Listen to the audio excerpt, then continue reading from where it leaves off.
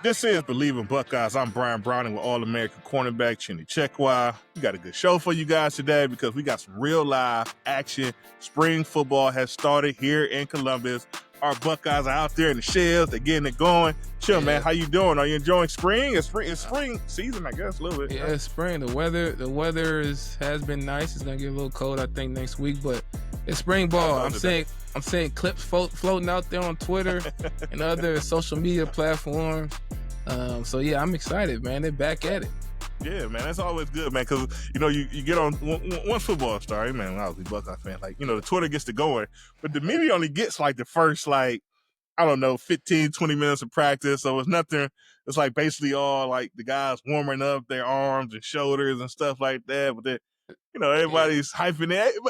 It's just Buckeye Nation. We get so excited with, any glimpse of it. I saw the same clip of Saiyan throwing this curl on air to Jeremiah Smith.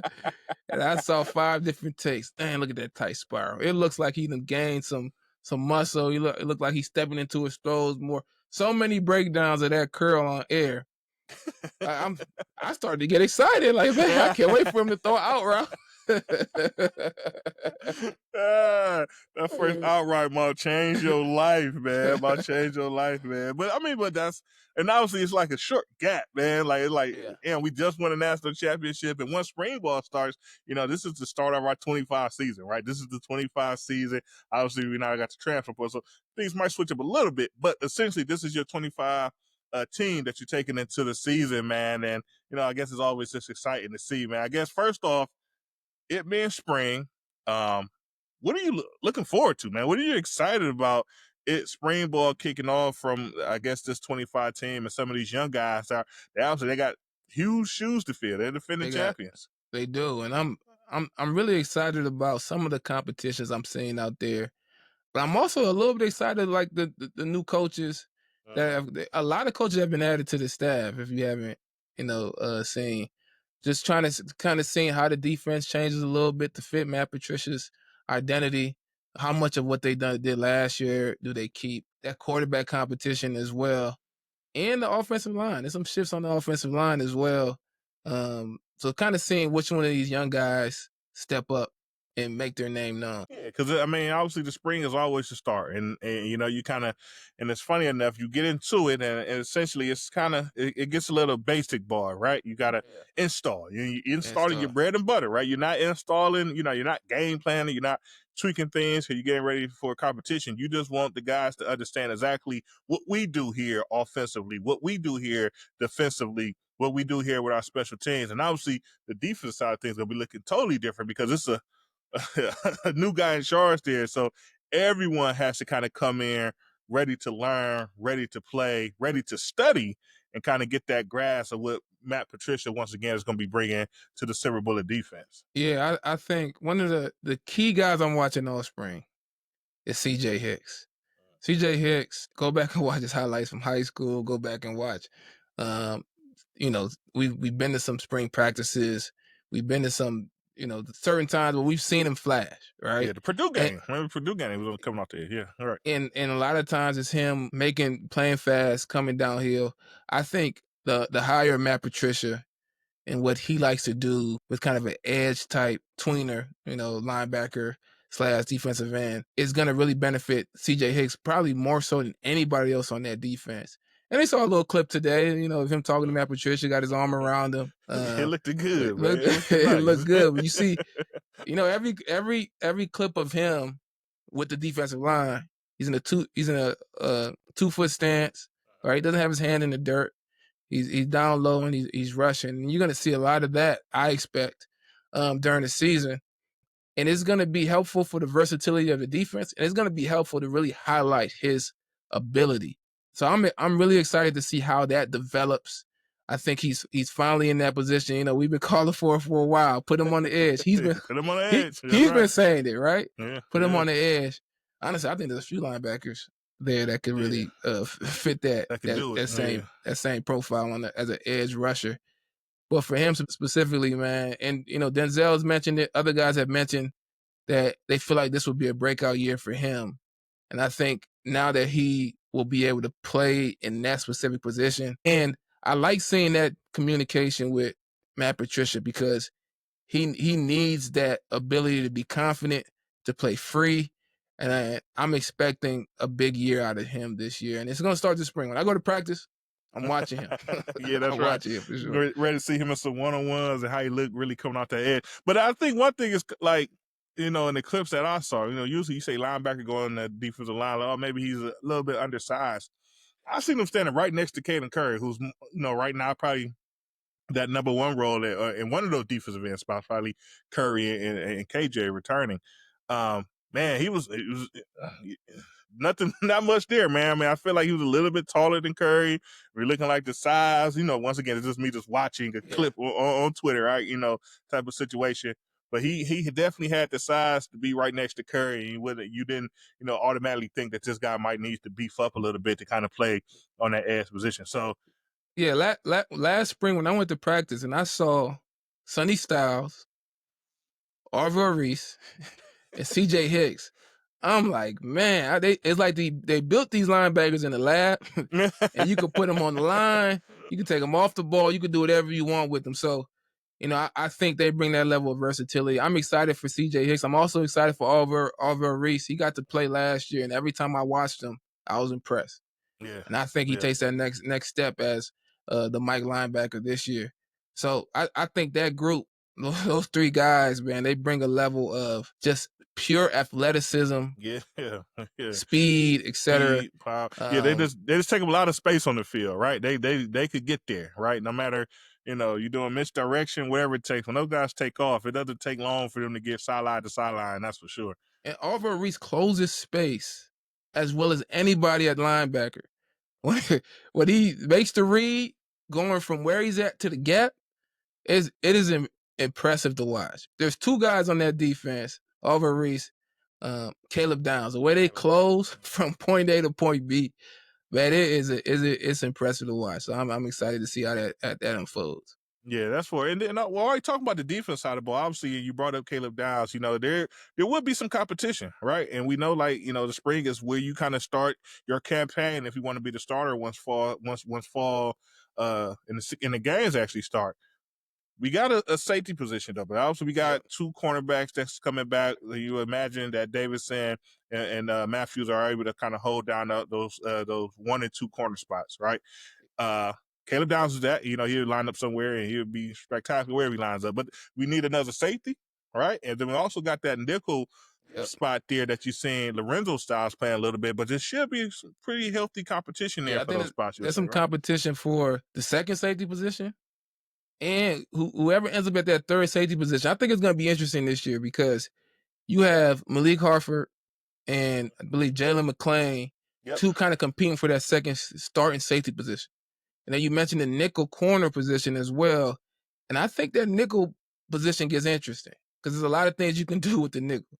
Obviously, you had Jordan Hancock, who exclusively was a nickel corner last season, but he really was like a third safety as well because of his ability to tackle, blitz, cover, etc. You didn't have to take him off the field. Now you have Jalen McClain, Malik Harford, and Caleb Downs. You really could go with three safeties. Caleb Downs could be a big nickel in certain situations, especially when you got playing a team like Penn State who got I don't know how many 5-star tight ends on there. They just stack tight ends on their roster. But a team like Penn State who could spread you out but still really run the ball really effectively. A team like Michigan who wants to run the ball. In some situations, you might use Caleb Downs similar to how Matt Patricia used a Patrick Chung in the NFL, where you have big nickel, they can guard tight ends, etc. And then you can still play with those other two safeties. You mentioned Lorenzo Styles at the nickel position. I think Bryce West, coming into his second year, he just is a very athletic player. I think that competing at the outside corner position is just a stacked situation right now. I think his best opportunity maybe this year to get on the field is potentially playing that nickel. And then at corner, I think the interesting competition at corner is just who's going to be that third corner. Who's going to be the Jermaine Matthews of last season? You have a guy like Devin Sanchez who's coming in. And if you watch Devin Sanchez any clips of his high school film, if you watch him do 7-on-7, if you watch him at a camp, anywhere, you know that he can do everything you want in a young corner. Everything. He has the size, the mobility, the speed. He attacks the football, etc. And I think he's gained some weight here. Yeah, man. So like this was kind of big, I guess last weekend. Buckeye Twitter world, but he gained 20 pounds already since since coming on campus. I think he showed up about 174 or 5ish or something. He already up to about 195. I seen a clip, that's a Twitter clip of him lining up, and man, he looks like to me, he looks like a huge corner, right? You know, because he just got the long limbs, he got the the big body, and we already know that the coaches are very excited that he was able to join the roster this year. So you imagine that he kind of makes some noise and kind of put himself in position to do something, right? I mean, You don't see a guy like that red shirt for sure. Yeah, talent wise, he has everything. Once he puts the weight on, talent wise, he has everything. For him, being a young guy coming in and playing corner, the only thing you have to make sure you have the discipline, you have the eye discipline, you're doing those things consistently, you're coming up making tackles, etc. Those types of things he has to do consistently. Then you have Aaron Scott, who didn't play a lot last year, who's another guy, probably came in similar to Devin Sanchez, probably came in a little bit light, but now after a year, definitely has the size and he definitely has the talent. So I think that's going to be the competition as that third corner between those two. And I think collectively as a defensive backfield, I mean, you have those main staples. You have the two corners coming back who are basically starters. Jermaine Matthews was basically a starter last year, and you got Eben Olsen coming back. And then Caleb Downs there at the safety. I mean, you feel good about the collective, but those next couple guys, that's going to be an interesting competition this spring. Yeah, that's for sure. And then obviously, defensive line is funny. Defensive line is going to look different this year, right? I feel like we was kind of talking a little bit here a little earlier that it just felt like JT and Sawyer have been our bookends for like a 10-year NFL run vets Right. there. But obviously, it's only been in like, I don't know, 3 years or so. But they're gone now, right? So now it's time for Caden Curry, KJ to kind of step up in that role to kind of lead that rush in the defensive end position. Obviously, like we said, we got CJ Hicks there.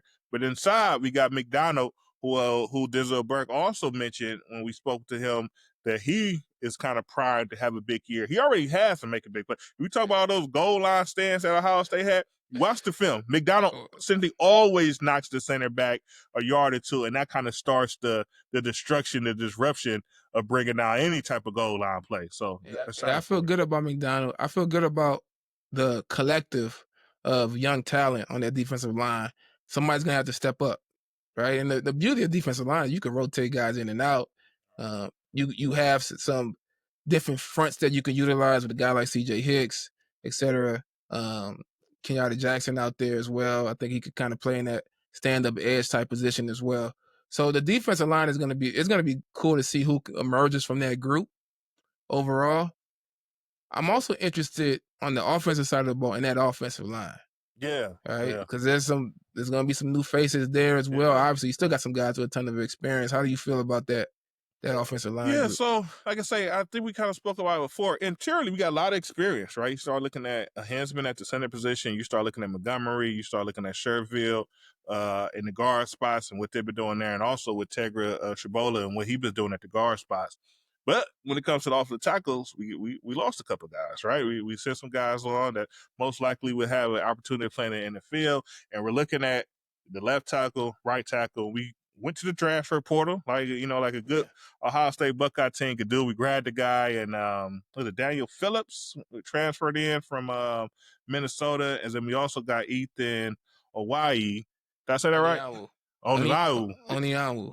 Man, I'm gonna butcher a name, Come man. on, But we man, got you gotta Ethan. get the African name. Man, You gotta get the African name right. I'm trying, man. But that's why we got somebody whose parents are directly from the motherland to help me out with that, man.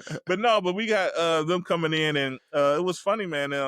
Also, I think both those guys got, they got some work to do. Like I don't think, they're coming in Obviously, they had the most experience at the tackle position and actually playing because they both were starters for their school this past season. But I think they got some work to do. Watching some Daniel's film against Penn State, he definitely looked like he's definitely capable. But I don't think he's out there just a day one guy that you just kind of write his name in there and that should be his spot. And same thing with Ethan. I see him play against Texas, and does some things well, but definitely got some things to work on. I think Coach Day called him out a little bit. Say he's going to starting at the left tackle position, kind of learning the offense from that spot.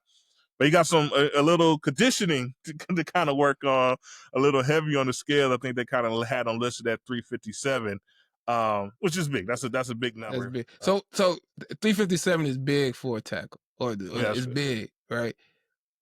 What is the ideal weight for a guy like that? It depends on the guy, right? And I haven't seen him with my own eyes. If I see my own eyes, I could probably give you a good range of probably what he probably should be.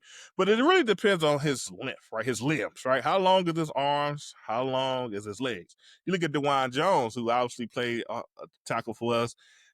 Who knows how much he played how much he weighed at Ohio State? Let's say he was in the 370 range. Yeah. At the combine, he showed up at 374. So he's probably the best shape of his life at the combine, and now with the Cleveland Browns, you would not be surprised if he was close to around that 400 range, or he a big guy, man. But he's 6'8". He got long arms. He was a former basketball player. He got long legs. He holds it well. He get out of the stance fast enough, quick enough, and he's able to get the job done. Without me seeing Ethan in person, I'm gonna say he probably need to be in that 330 range or so to be his best self. Because quicks matter, right? Obviously, as offensive lineman, it's nice to be big and make you a little bit tougher to move and for a guy running over you. But you're talking about tackle, and these guys get on the edge and they take off at the line. And you got to see Penn State, whoever they have at the defensive end position, they gonna have some guys that can go, and you got to be able to go with them and get out your stands and get set and slide and fly with them. So, Coach Day called it out. So obviously, you got some work to do. I think Will Howard came in spring ball a little heavy last year. He lost some weight going into the fall camp and obviously secured his spot. And we see how that went. So obviously it's time to do it. But, what's the chances of a guy like Carter Lowe, who's a freshman, coming in there and competing and winning that left tackle spot? What do you think the chances are as a freshman? So I see he came in. I think he came in about around 347. So that's a big number for. He's up there. Yeah, essentially, it's funny for a high school senior, right? You got to remember that these guys technically still be a high school senior. I think I always find it was very unlikely for me. I couldn't have done it. But these guys nowadays, they get a little bit more training than we do back in the day. You see it across college football. You see true freshmen playing well, like looking like they fit in and they belong. I Bleav Notre Dame actually had a true freshman that was playing for in their playoff run until some guys got back. And like I said, he had a whole season under his belt by the playoffs, but they fit in and they belong. So we have a new coach on the offensive line side of the ball. So I'm not gonna say he can't do it, until I could see him and watch him and go out there and how he sets and things of that nature, how his strength and mobility and quickness. Definitely possible. This guy, I think he was a 5-star guy, right? 4 or 5-star guy coming out of the Toledo area. So until I could see him with my own eyes, I'm not going to write him off because I feel like there's no pencil. You can't just pencil any of these guys in and say they definitely already had a spot, even though we're hearing that Sherfield, Shabola, Montgomery all over the offensive line, tackle, guard, and just kind of overall getting the experience across the board at different spots. Don't want to. It's definitely too early to write a guy off. But as a high school senior, it's just kind of tough to say that he'd be a favorite, I guess, to kind of win it at this time. Yeah, it'd be tough.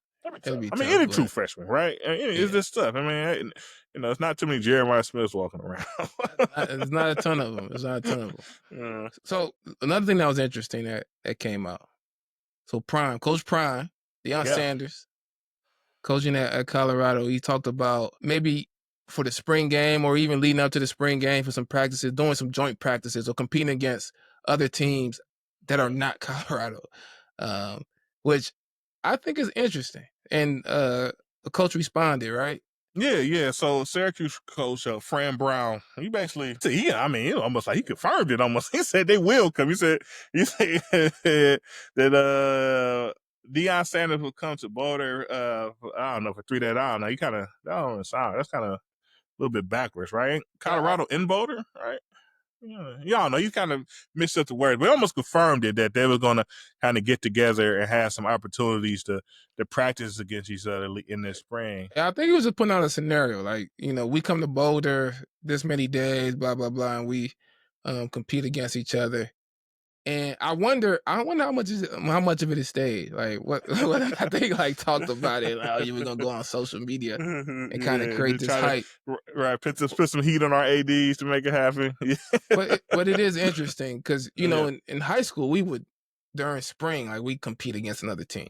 Like Oh, okay. In we spring, go you guys you compete against. and Okay. our spring game was against another team like the rival high school or whatever. It was kind of like it wasn't a full game, it was a shortened game or whatever, but it was, it was an opportunity to go out there, get a bunch of people to show up and do something exciting for the spring.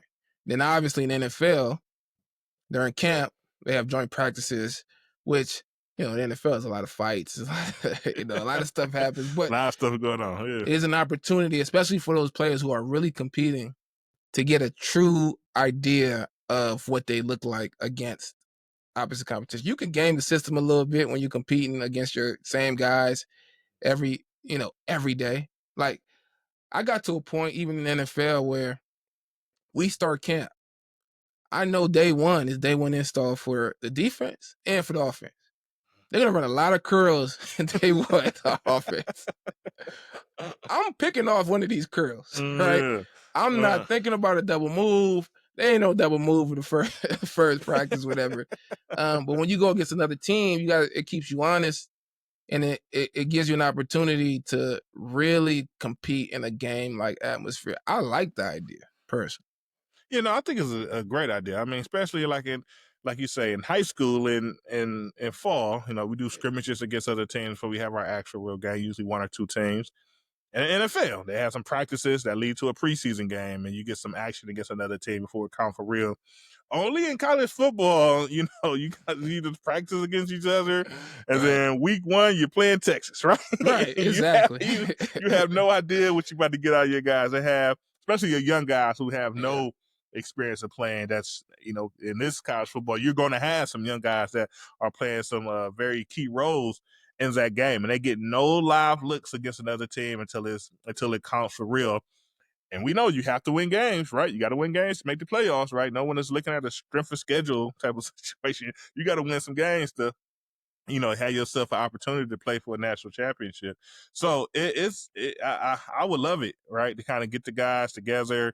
Obviously, some of your vet guys, maybe warm up. Not nothing crazy, 5-6 players at ones versus ones, your best versus your best. But for your young guys, they could just really go at it, right? You could just, have them go out there, get them geared up. Say no fighting. Hey, no fighting. You kicked out. You lose your reps for the day. You lose that opportunity. But go out there, play hard, understand the situation, because that was practice is, right? You're in situation. Hey, this is run period. This is passing period. This is 3rd and 3, situations. This is goal. You're in different situations, and you get in the huddle or your sugar huddle, wherever that is, looks like for you. You just kind of go out there. You try to execute plays against each other, and you get that real feel of what it's going to look like when the games are live and Saturday. So I would love it that they Yeah. they had an And opportunity to get together and you get an do some opportunity things. just to play against somebody that you're not going against every day. There's this there's the one idea that you compete against the best every day in practice, which I agree. You going against Jeremiah Smith every day, you're competing against the best. The only issue with it, and I dealt with it myself, like you, no other receivers aren't Jeremiah Smith. They just don't do the same thing. So even though you're going against somebody who's talented and that that helps to build you up, you start to learn those tendencies of the guys that you go against, and you start to kind of model your game to those tendencies. And then you go against a guy who's completely different, and even if that guy's not as good, it's just it's a different feel, and it tests your discipline because I remember I used to go against DeVere all the time, and DeVere, when they throw the deep ball, DeVere would do a good job of kind of holding me off and then pushing off at the last second and, positioning himself. He was great at tracking the ball, right? And he was probably as good as any receiver in the country at doing it.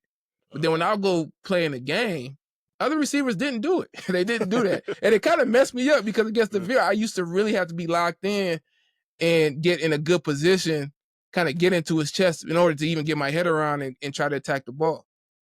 Then I go against another receiver and they wouldn't do that. And I'd be doing too much. Like if I just got my head around, I can go get the ball. Like it's weird, but it's, being able to really just go see a different color, to go play against a different, a different team is very, very useful, especially leading up to those early games. Going against Texas, just straight off of no competition against nobody else. How I feel about it. I personally don't like it. I would like for you to get one game in before you go against a heavy hitter, or even before you go against a Big Ten conference type opponent. That's right. No matter who we play at quarterback, their first start will be in the shoe against Texas. No matter who win the competition, right? You're just saying Lincoln, the freshman, St. Clair. St. Clair. Yeah. So, I mean, anything live, I'm sure the coaches think like, man, this would be a great opportunity to get my guys some actual looks, man. But so we'll see. Like I said, obviously they put it out there. Coach Brown, it's the internet, right? So, but it'll be great to see like some guys get together. But one more thing though, you start having some joint practices. You guys better sign a little contract that, hey, no transfer portal from my team.